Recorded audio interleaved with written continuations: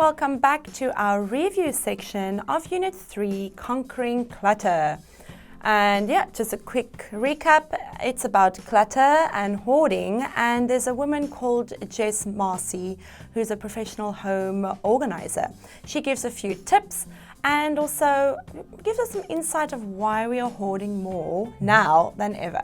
Apparently, because of the pandemic, our survival instincts have been kicking in, and this is causing us to want to hold on to things and hoard for some reason. We might need it for the future to survive, etc., etc. And she gave us some tips on how to try and deal with this, hoard a little less, or maybe just to get rid of a few things that we don't need.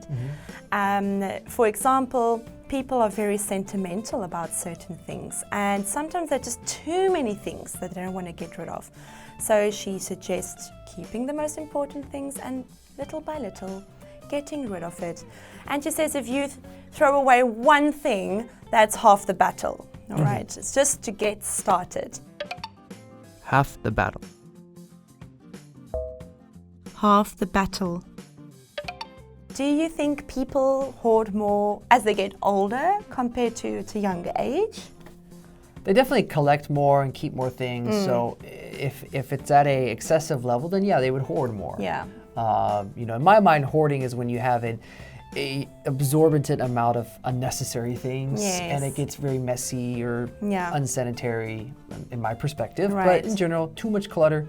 Yeah, I think old people want to see that object or touch something, and then it triggers a memory. Right. Connection. 100%. Yeah. It's all about sentimental value, I feel. Yeah. The older people get, the more sentimental they do tend to get also. Yeah. My mom is one of them. She's not a terrible hoarder. There's not too much clutter, but she does have this big wooden chest with baby clothes and baby toys, and I'm like, who's gonna need this? And she says, your children. I'm like, when?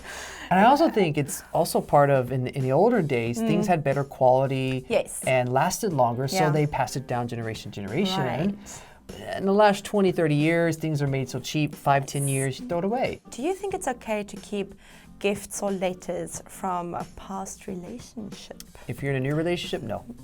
Yes, I agree. Looking for trouble.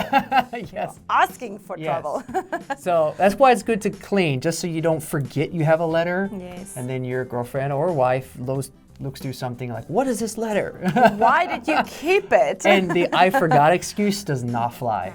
No. Not believable. And you'll be in the dog box for a long time. We say dog pound in America. Dog pound, yeah, dog you're box. in trouble. Big trouble.